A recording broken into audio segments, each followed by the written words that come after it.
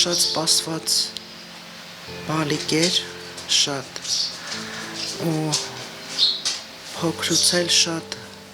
խելոք ա եղել ու շատ բարի, շատ լավ սովորում էր, մեծերին հարգում էր, ընկերասեր էր, բարեկամասեր, չգիտեմ, իր մեջ այդ բարությունը, այդ հանգստությունը ես ոչ մի անգամ չեմ տեսել, որ ինքը ինչ-որ կռվի մեջ ընկնի կամ բայց հետո իմանում եմ, որ ինքը լավ էլ ընկերների կողքն է կանգնել, խնդիրներ են լուծել, մասնակցել է ինչ-որ sense հարցերի բարձաբանման, բայց միշտ ինքը այդ խաղաղության կողմնակիցն էր, այսինքն միշտ այնց էր ուզում անել, որ կռիվ չլինի, վեճ չլինի, չգիտեմ, իր այդ բարությունը, ամենաշատը այդ իր բարությունը, իր հանգստությունը,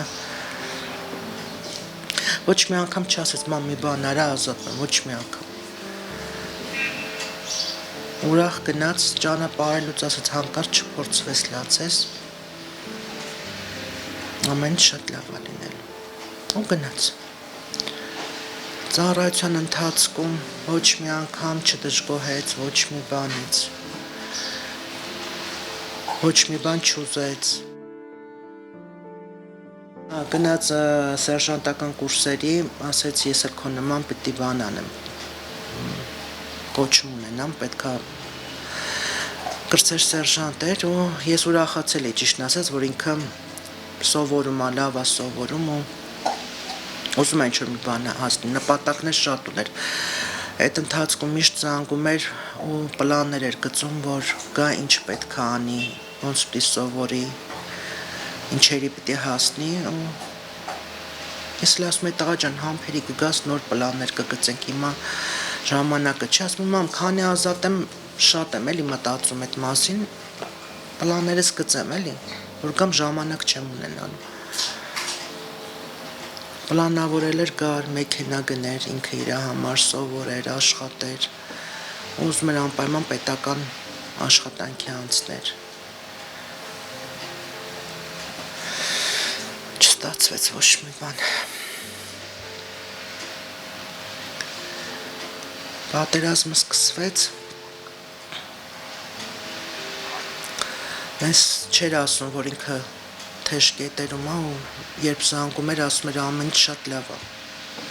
Մամ հանգիստ եղե, ամեն ինչ նորմալ է, մենք թաքստոցում ենք։ Հետո պարզվեց, որ չէ ինչ թաքստոց, իրանք Հադրութ, Ֆիզուլի այդ հատվածում էին։ Մի քանի անգամ շրջափակումից են դուրս եկել երեխեքը։ Միշտ ասում էր կապ չկա ստեղ, դրա համար չեմ զանգում, բայց փաստորեն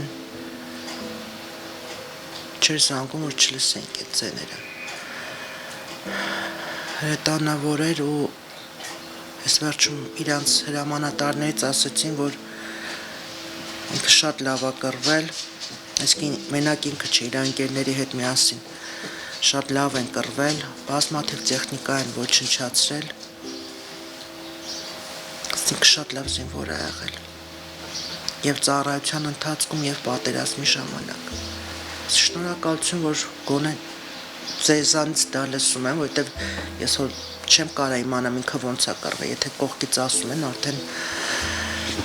դու էլ ես հպարտանում որ քո երեխան ուժեղ է եղել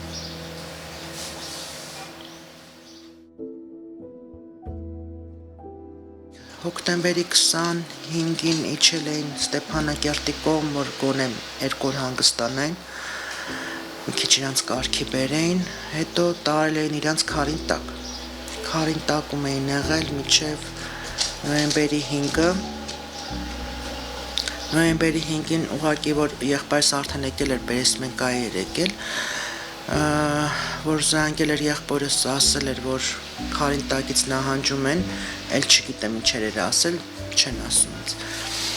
Եղբայրս շտապ հավաքվեց, որ գնա հասնի իրանց, զանգեց ինձ, չգիտեր, որ ես գիտեմ էլի այդ իրանց խոսակցության մասին, այնպես էր խոսում, որ ոչ մի բան չկա, բայց ես լսում եմ այդ ձայները, այդ քայլերը, Մամ ամեն ինչ շատ լավ է, նորմալ է, տղա ջան ամեն ինչ գիտեմ, ինձ ասա ինչ վիճակ է, ասեց Մամ, դուրս ենք եկել, ասի որ կողմ եք գնում։ Հասկացեց, որ դեպի Ստեփանագերտի կողմ պետք է գնան, հրամանը տենց է եղել։ Դուրս էին եկել,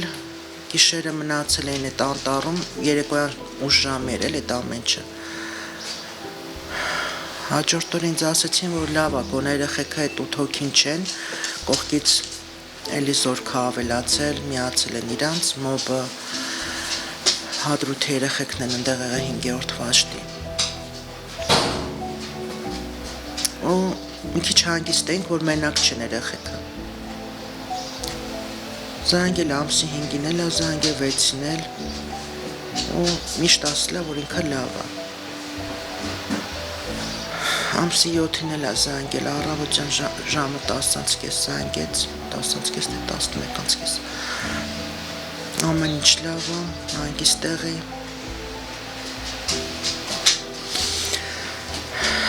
Այդ ժամը 5-ի կողմերը արդեն ինքը հորեղբոր տղուն զանգի ասել է, որ վիճակը շատ վատ է ու եթե մի 2 ժամից չզանգի, թող մեզ մի բան ասի, որ կապ չկա կամ հեռախոս չկա, որ եղբայրը մեզ խաբի ասի, որ ամեն ինչ նորմալ է։ Ժամը 6-ից հետո որ արդեն զանգեր անպատասխան էին, ոչ մի ձև ոչ մեկի չենք կարողան միանենք, արդեն խառնվեցինք իրար։ Հետո մեզ ասեցին, որ Շուշիում կապ չկա ընդհանրապես այդ մերձակայքում, ընդհանրապես Ղարաբաղում։ Մի քիչ դրանով էինք հանգիստ, որ երևի հեռախոսակապ չկա։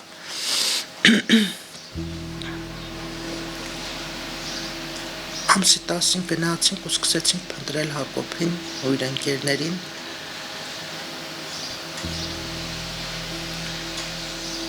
Մի քանի ընկերների մի քիչ շուտ գտանք, նոյեմբերի կեսերին արդեն գտանք։ Ու բավական երկար փնտրելուց հետո, որ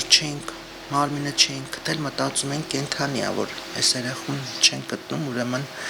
կենթանի է, երևի անտառներում է, հետո դեկտեմբեր ամսին արդեն որ են անտառներն էլ մտանք, նայեցինք, ոչ մեկ չկար, արդեն ենթադրում ենք, որ միգուցե գերի է ընկել, ասում ենք ոչինչ, թող գերի ընկած լինի, գոնե հետ կգա երեխես։ Հունվարի 26-ին թուրքական կողմը 30 մարմին է հանձնում մեր կողմին, որի մեջ է լինում նաև իմ տղան։ Փետրվարի 17-ին նոր մեզ ասում են, որ ՏՆԹ-ն հաստատվել է։ Կրկնակի ՏՆԹ ենք անում ու այդպես։ Ու հողարկավորեցինք Եռաբլուր։ Հիմա մեր տունը այնտեղ է, մեր երեխեքի կողքին։